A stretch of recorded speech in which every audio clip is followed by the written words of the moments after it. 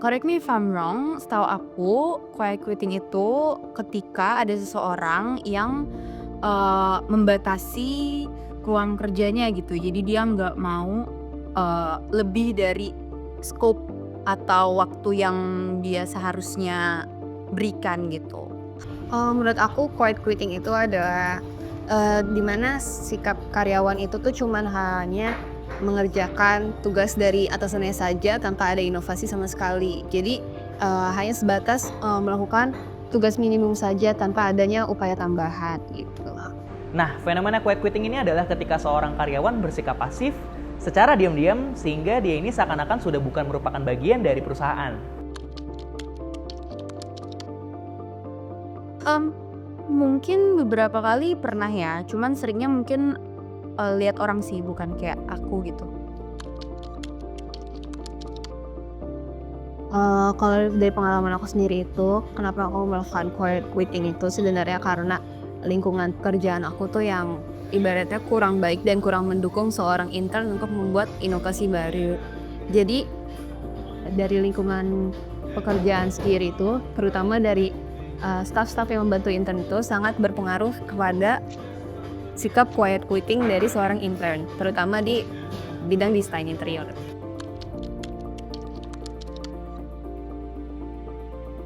Sebenarnya, it depends sih, kalau misalkan dia berimbas buruk ke lingkungannya, harusnya itu nggak baik ya, karena kan merugikan lingkungannya. Tapi kalau misalkan dia tidak berimbas buruk, which is dia masih tetap, melakukan tugasnya gitu ya, ya mungkin itu it's fine sih.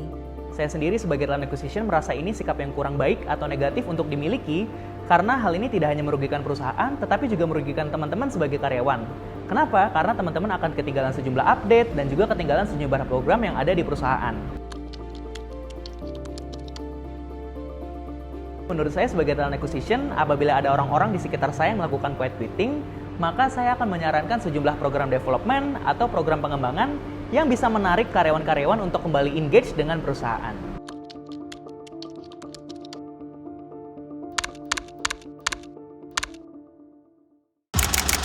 Diam-diam ia menyerah.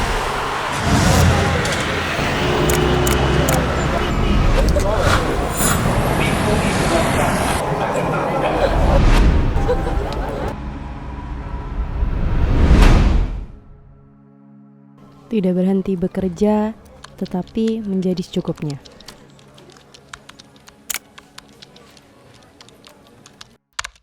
Layaknya mendayung perahu, sebuah tim bergerak bersama menuju tujuan.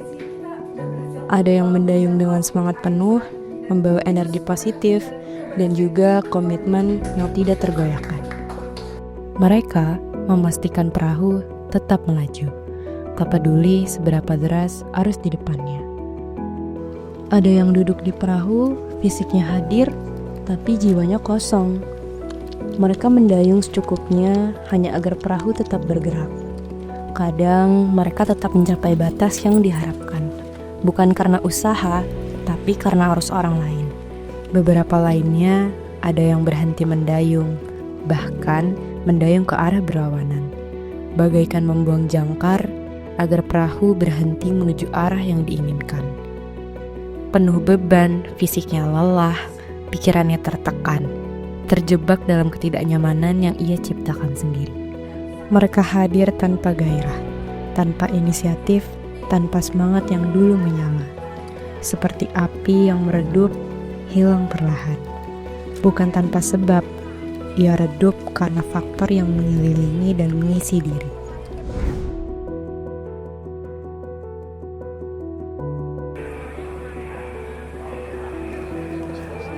Tampak hadir, tanpa hadir, bergerak tanpa tujuan jelas. Terperangkap dalam rutinitas yang kehilangan makna, seakan hati dan pikiran mereka telah jauh dari pekerjaan itu sendiri. Tidak hanya dari lingkungan pekerjaan, tekanan internal seringkali membuat seseorang kehilangan arah.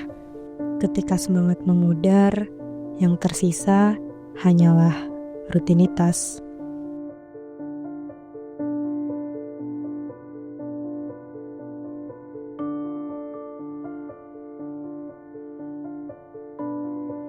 mengejar dunia yang tidak ada batasan hingga cahaya mulai meredup, seolah tersapu oleh kegelapan yang datang perlahan.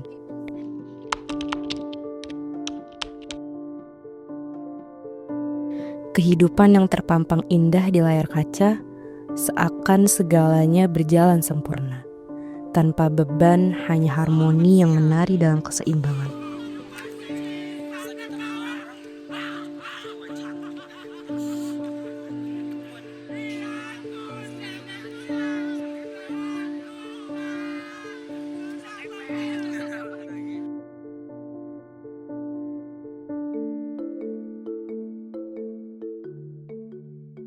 Saya Mediko Azwar, saya seorang praktisi pemasaran yang sudah berpengalaman lebih dari 25 tahun, sekaligus juga seorang coach dan mentor profesional.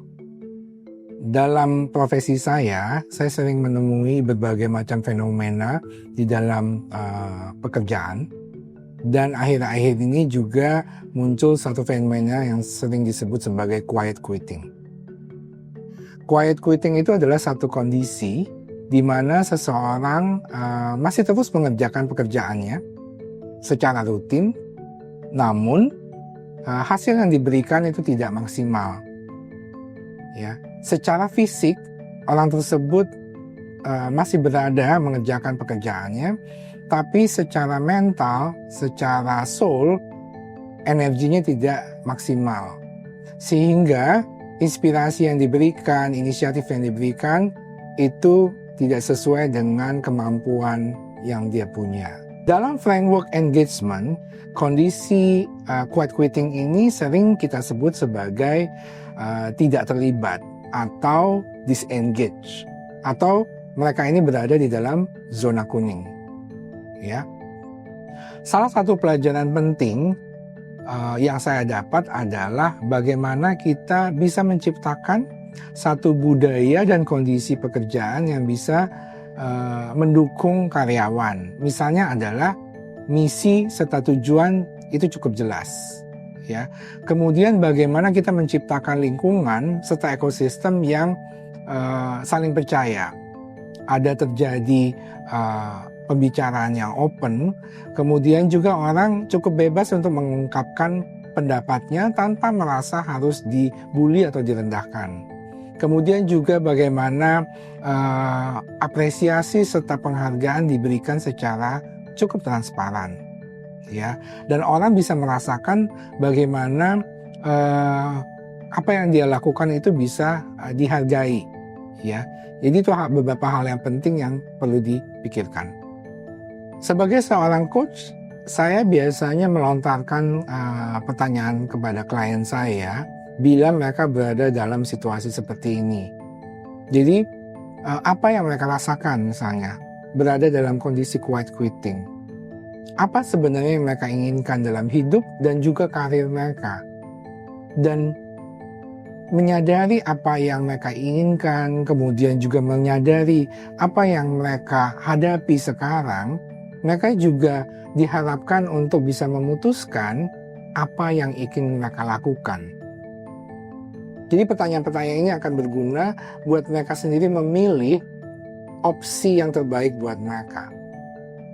Nah, jika Anda sendiri berada di dalam situasi quiet quitting, hal yang pertama harus Anda tanyakan adalah apakah kondisi seperti ini terjadi karena Anda ingin menemukan suatu keseimbangan dalam hidup antara pekerjaan dan kehidupan Anda, ataukah ini salah satu cara buat Anda bertahan di dalam suatu kondisi.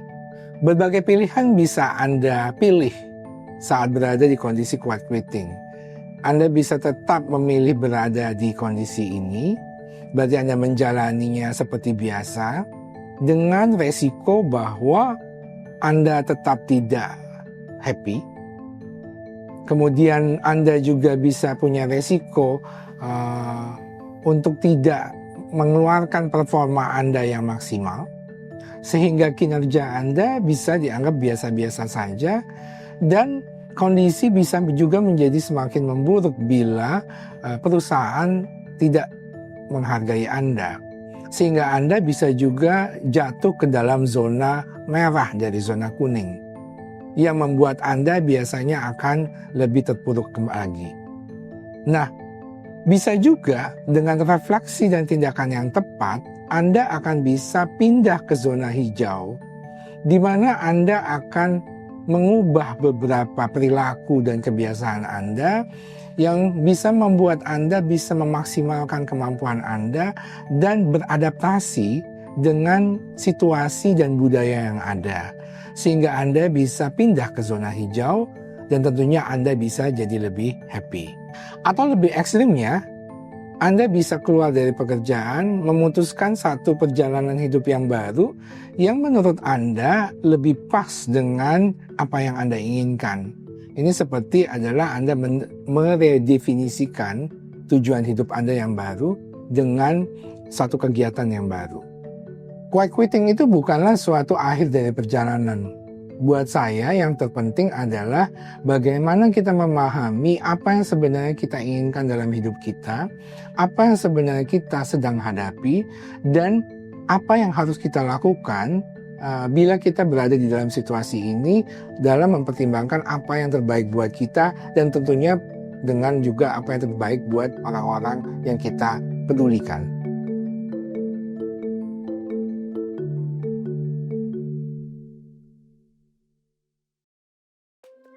Kadang yang perlu diubah cara kita melihatnya. Bersama, kita bisa menciptakan dunia kerja yang penuh makna dan harapan. Beban berat mungkin menghalangi langkah, tapi menjadikannya tantangan bisa membuka jalan menuju kebahagiaan tanpa batas.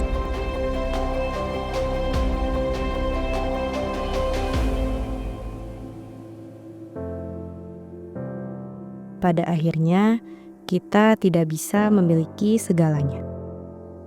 Tetapi kita menentukan apa yang penting untuk diri kita.